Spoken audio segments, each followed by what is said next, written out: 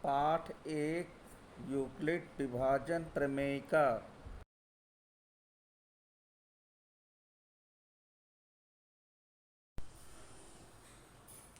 पहले पाठ में इम्पोर्टेंट है यूक्लिड विभाजन प्रमेय का। ये कोई नई बात नहीं है, इसमें कुछ नया नहीं पढ़ना है।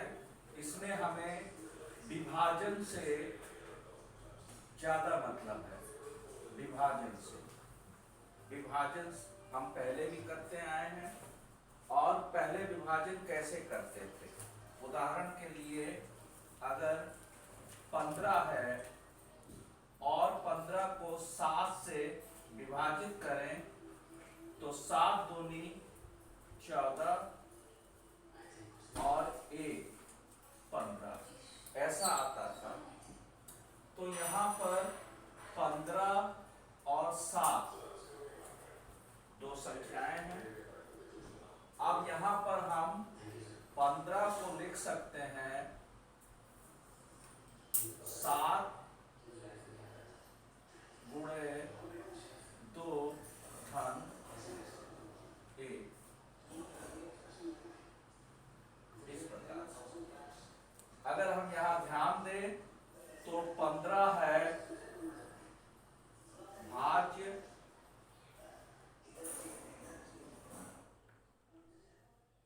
7 है भाजक और 1 है शेषफल पर। ये वास्तविक विभाजन हम लोग अपनी पिछली कक्षाओं में पढ़ चुके हैं। यहाँ पर 7 और 15 का क्या संबंध है, 7 का और 15 क्या संबंध है। तो अगर हम इस चीज को पढ़ें तो हम जानते हैं कि भाज्य बराबर होता है भाजक गुणे भागफल धन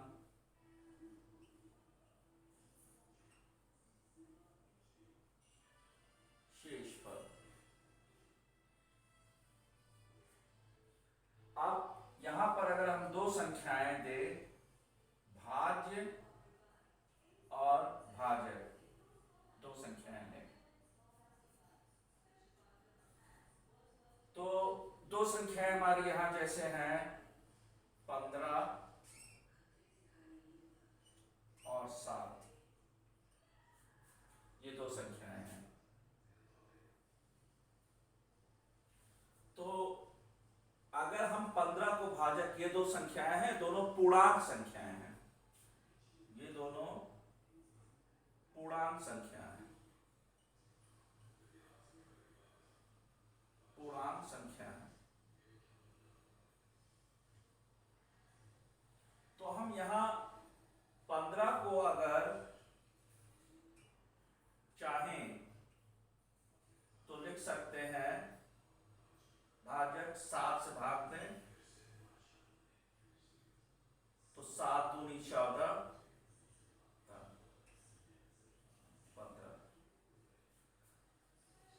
15 भाज्य है एक संख्या, और ये 7 जो है भाजक है, ये महत्वपूर्ण है।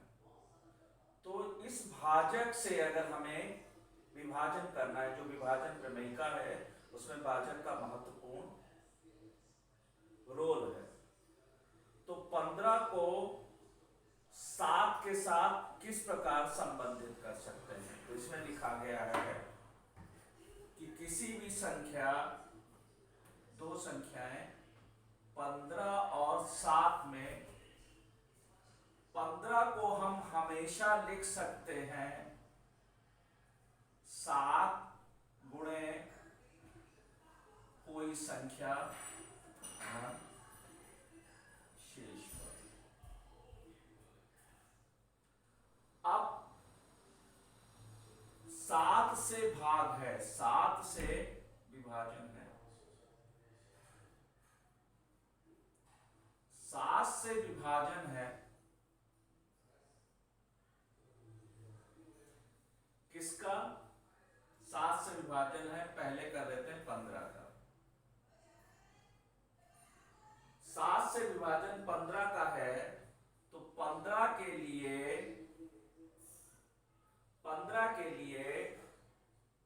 जब 7 से हम विभाजन करते हैं तो दो नियत संख्याएं मिलेंगी, दो नियत संख्याएं,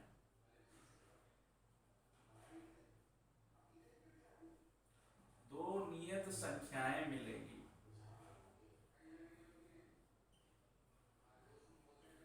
दो नियत संख्याएं मिलेंगी।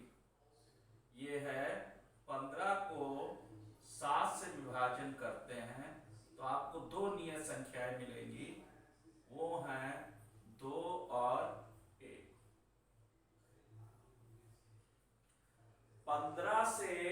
15 को 7 से विभाजन करेंगे तो दो नियत संख्याएं मिलेंगी, 2 और 1। विभाजन 7 से करना है और ये 15 से करना है। अब ये जो 2 है इसको हम कहते हैं भागफल, और जो 1 है उसको कहते हैं शेषफल। अब इस शेषफल, जैसा हम जानते हैं, शेषफल हमेशा छोटा होता है भाजक से, भाजक से। तो 15 को जब 7 से भाग देते हैं तो 2 भाजक आता है और 1 भाजक आता है।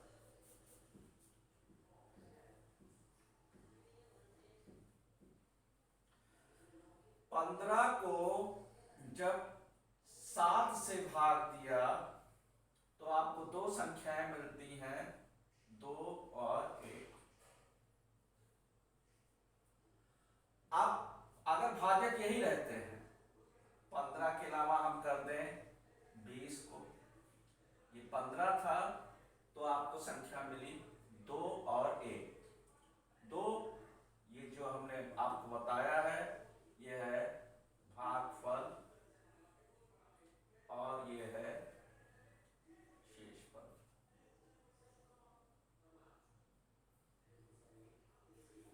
अब अगर 20 को 7 से भाग देते हैं, 20 को 7 से भाग देते हैं तो आपको मिलेगा 2 और 7 दूनी 14 और 6 20। अब देखिए 7 से विभाजन करना है, हमको ये तय कर लेना है कि विभाजन किससे करना है। तो 7 से विभाजन करना है, तो जब 7 से विभाजन करना है तो 15 के लिए दो संख्याएं आएंगी, 2 और 1। 2 है भागफल, 1 है शेषफल। अब जो दूसरी संख्या 15 के अलावा और दूसरी संख्या मान लीजिए 20 का विभाजन करते हैं 7 से, तो दो संख्याएं आती हैं, 2 और 6। अब यूक्लिड विभाजन प्रमेयिका में कहा क्या गया है? यूक्लिड विभाजन प्रमेयिका में यही कहा गया है कि अगर 15 को 7 से विभाजन किया जाए तो दो अद्वितीय संख्या मिलती है। देखिए 15 को जब 7 से विभाजन किया गया तो 2 और 1 मिला। 20 को, दूसरी संख्या 20 को जब 7 से विभाजन किया 2 और 6 मिला। ये दोनों तो समान हैं, लेकिन दोनों के दोनों समान नहीं हो सकते हैं। कहने का मतलब जब किसी भी संख्या को, जैसे मान लीजिए 15 को 7 से विभाजन किया गया है और 20 को 7 से विभाजन किया गया है, तो भागफल और शेषफल दोनों समान नहीं होते। अब आप देख लीजिए, अगर हम कहें कि 45 है, 45 को 7 से विभाजन किया जाए तो 7 दूनी 14, 7 21, 7 चौक 28, 7 छन 42, 7 छन 42 और 3 45। ये हो गया। 45 को, 45 के लिए ये दोनों अलग आई, ये 6 आया, ये 3 आया। के लिए 2 और 6 आया, 15 के लिए 2 और 1 आया। ये आप जितनी अलग संख्या लेंगे ये 2 और 1 एक अलग आएगा। अब प्रश्न ये बनता है कि क्या विभाजन हमने 7 से किया था, अब यहां इसी विभाजन 15 का अगर हम 5 से करते हैं तो ये आपका फिर वही चीज पढ़ें तो 5 3 15 0। और जैसे मान लीजिए 20 का करें 5 से तो 5 चौक 20 0। फिर देखिए 5 से विभाजन किया जा रहा है तो भागफल और शेषफल दोनों समान नहीं आ रहे हैं, ये दोनों समान नहीं होंगे। कहने का अर्थ यह है कि अगर हम 5 से भाग देते हैं, 5 से भाग दे रहे हैं, ये तय कर ले हम किससे भाग दे रहे हैं। अगर 5 से भाग दे रहे हैं तो 20 के लिए ये 4 और 0 होगा। 37 के लिए, अगर 37 के लिए ये नहीं होगा, एक नई संख्या आएगी, नई संख्या युग्म आएगी, नई संख्या युग्म आएगी। तो जैसे आप अगर 5 से इसको भाग देते हैं तो आपको मिलता है 5 सत्ते 35 और 2। तो यही यूक्लिड विभाजन प्रमेयिका में यही बताया गया है कि अगर आप दो संख्या निश्चित कर लें, मान लीजिए 15 और 7, दो संख्या निश्चित कर लें, तो मान लीजिए ए और बी, ये निश्चित कर लेते हैं। अब ए और बी निश्चित कर लें तो हम मान लीजिए ए को बी से भाग देते हैं, ये भी मान लेते हैं। तो ये कहता है कि हम ए के लिए एक निश्चित संख्या Q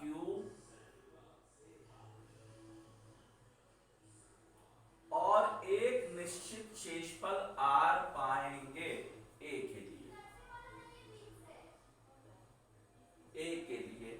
हम ए के लिए ए और बी दो पूर्णांक हैं, ये पूर्णांक संख्याएं हैं, धन